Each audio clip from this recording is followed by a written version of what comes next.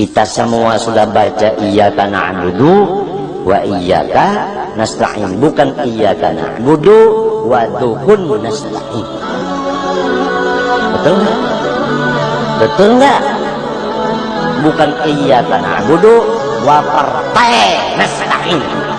Udah dengar suara saya keras? Bukan iyyaka na'budu wa partai nasta'in, enggak. Apain orang-orang partai datang ke sekumpul? Mau diapain kita ini di sini? Mau dipolitikin? Apa kita ini memang jual politik? Sopan santun dong. Jangan bikin-bikin pecah belah umat Islam. Udah kita bersatu di sekumpul, jangan mau dipecah belah orang. Ya pecah belah itu setan, dan iblis, dan jahannam. Begitu selesai.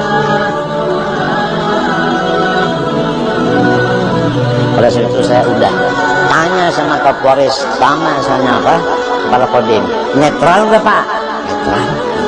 Saya bilang semua ulama harus netral.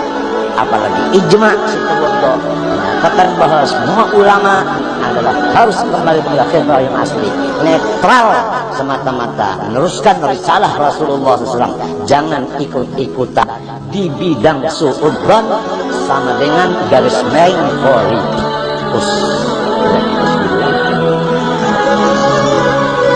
Jelas? Ada yang tersinggung? Ada yang tersinggung?